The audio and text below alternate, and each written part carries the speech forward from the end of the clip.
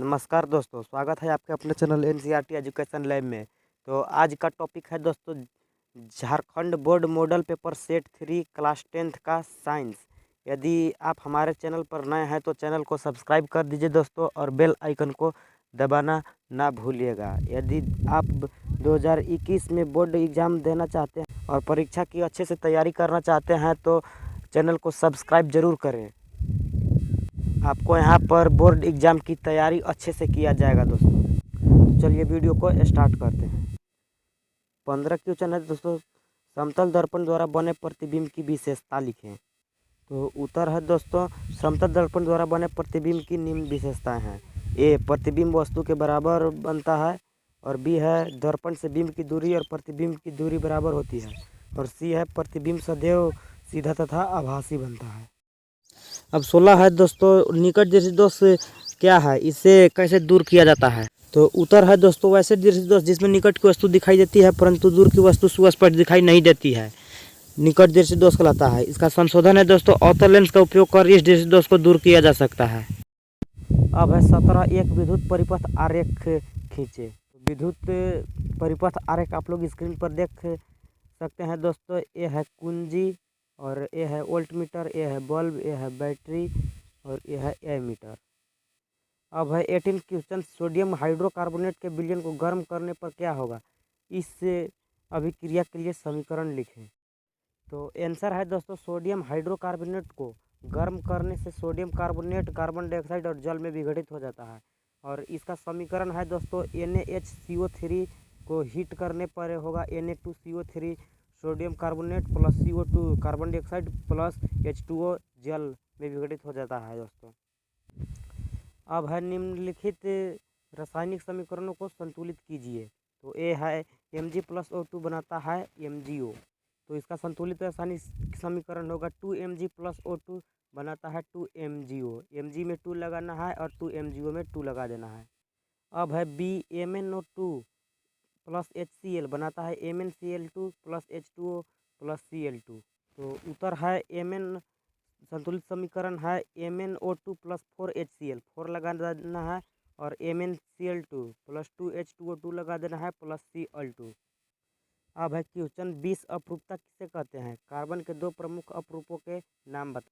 तो उत्तर है दोस्तों, जब कोई तत्व एक से ज़्यादा भौतिक अवस्था में पाया जाता है तो उसे उस तत्व का अपरूपता कहते हैं। और कार्बन का 2 प्रमुख अपरूप है दोस्तों, हीरा और ग्रेफाइट। अब है 21 क्वेश्चन, चालक, अचालक, अर्धचालक और अतिचालक को उदाहरण सहित समझाएं। तो चालक है दोस्तों, जिससे होकर विद्युत धारा प्रवाहित होती है उसे विद्युत का चालक कहते हैं। और इसका उदाहरण है दोस्तों सिल्वर, कॉपर। और अब है दोस्तों अचालक, जिससे होकर विद्युत धारा प्रवाहित नहीं होती है उसे अचालक कहते हैं। तो इसका उदाहरण है दोस्तों कांच, कागज और डायमंड।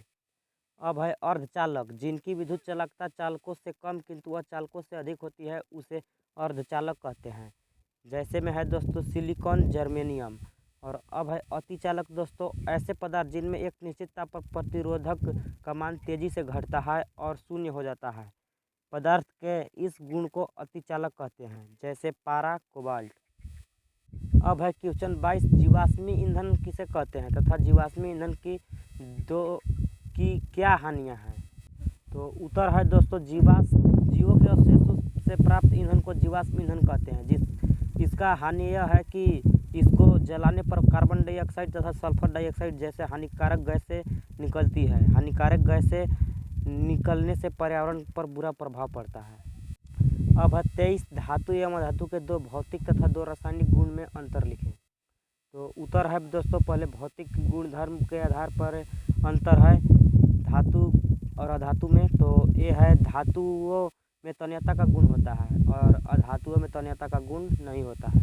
और बी है अंतर दोस्तों, अधातुओं में आघात वर्धनीयता का गुण होता है और अधातुओं में आघात वर्धनीयता का गुण नहीं होता है। और सी है दोस्तों, धातु ऊष्मा एवं विद्युत का सुचालक होते हैं और अधातु ऊष्मा एवं विद्युत का कुचालक होते हैं। अब रासायनिक गुणधर्म के आधार पर अंतर है दोस्तों, पहला है धातु विद्युत धनात्मक होते हैं और अधातु तो विद्युत ऋणात्मक होते हैं। अब दूसरा अंतर है दोस्तों, इलेक्ट्रॉन त्याग करने की प्रवृत्ति रखते हैं और अधातु इलेक्ट्रॉन ग्रहण करने की प्रवृत्ति रखते हैं। अब है 24 क्वेश्चन, NaCl और MgCl2 के इलेक्ट्रॉन बिंदु आरेख बनाएं।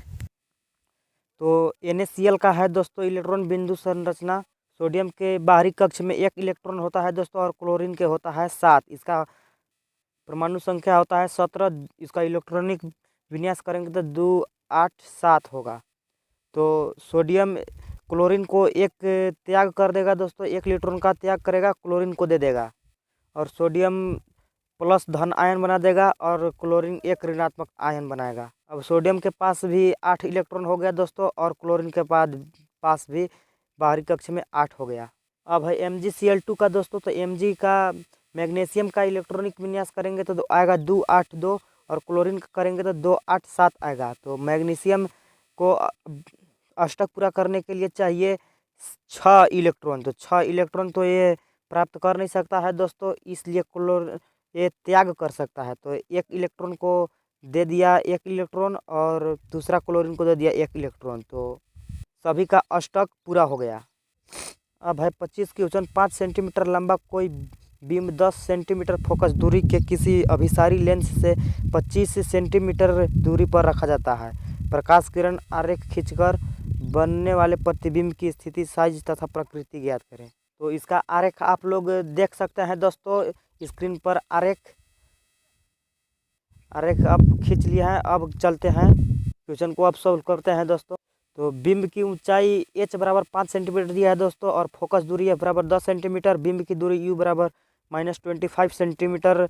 माइनस इसलिए लगा है दोस्तों क्योंकि दूरी दर्पण से बाईं ओर है और प्रतिबिंब की दूरी नहीं दिया है दोस्तों। तो चलिए इसको सॉल्व करते हैं। तो लेंस सूत्र से हम लोग पहले चलेंगे दोस्तों। लेंस सूत्र से, तो लेंस सूत्र होता है 1/v - 1/u बराबर 1/f। तो 1/v बराबर हो जाएगा दोस्तों 1/f प्लस 1/u। अब 1/v बराबर 1/10, f का वैल्यू 10 दिया है दोस्तों और u का 25। तो इसको सॉल्व करेंगे तो v बराबर आएगा दोस्तों, यानी कि प्रतिबिंब की दूरी आएगा 50/3 सेंटीमीटर या 16.66 सेंटीमीटर। अब आवर्धन बराबर दोस्तों, आवर्धन का सूत्र होता है लेंस में v/u। तो 50/3 -25 हो जाएगा दोस्तों और इसको सॉल्व करेंगे तो आवर्धन बराबर आएगा -0.66। इसका मतलब होगा दोस्तों कि प्रतिबिंब छोटा बनेगा, 1 से छोटा है इसलिए छोटा बनेगा दोस्तों। प्रतिबिंब की ऊंचाई भी पूछा है तो पुनः m बराबर चलेंगे दोस्तों h' h' है यहाँ प्रतिबिंब की ऊंचाई और h है बिंब की ऊंचाई और m बराबर हम लोग निकाले हैं दोस्तों 0.66। तो इसको सॉल्व करेंगे तो प्रतिबिंब की ऊंचाई आएगा दोस्तों -3.33 सेंटीमीटर। क्वेश्चन में पूछा दोस्तों प्रतिबिंब की स्थिति, तो प्रतिबिंब की स्थिति होगा f2 तथा 2f2 के बीच और प्रकृति होगा दोस्तों बिंब से छोटा, वास्तविक तथा उल्टा, और साइज ये होगा 3.3 सेंटीमीटर। अब इसका 8वां क्वेश्चन है दोस्तों, श्रेणी क्रम में संयोजित करने के स्थान पर वैद्युत युक्तियों को पार्श्व क्रम में बैटरी को संयोजित करने से क्या लाभ है तथा 2 ओम 3 ओम तथा 6 ओम के 3 प्रतिरोध को किस प्रकार संयोजित करेंगे कि संयोजन का कुल प्रतिरोध A बराबर 11 ओम और B है दोस्तों 2 ओम होगा। तो उत्तर है दोस्तों विद्युत युक्तियों को पार्श्व क्रम में जोड़ने से यह लाभ है कि हम युक्तियों को इच्छानुसार प्रयोग कर सकते हैं, जब मन तब युक्तियों को ऑन ऑफ कर सकते हैं। अब आगे कर रहा है दोस्तों इसको किस प्रकार प्रतिरोध दिया हुआ है दोस्तों R1 2 ओम, R2 3 ओम, R3 6 ओम को किस प्रकार जोड़ेंगे कि कुल प्रतिरोध 11 ओम आएगा।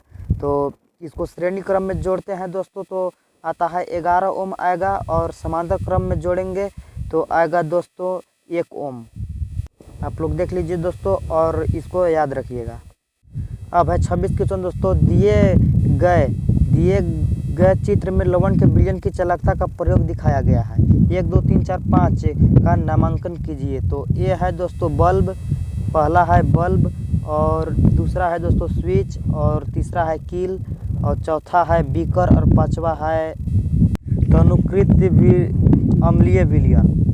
अब अथवा में इसका क्वेश्चन है दोस्तों, निम्नलिखित यौगिकों का रासायनिक सूत्र लिखें। तो ए है साधारण नमक, बी है जल, सी है धोने का सोडा और डी है बेकिंग सोडा। साधारण नमक का सूत्र होगा दोस्तों NaCl और जल का होगा H2O, धोने का सोडा का होगा Na2CO3 और बेकिंग सोडा का होगा दोस्तों NaHCO3।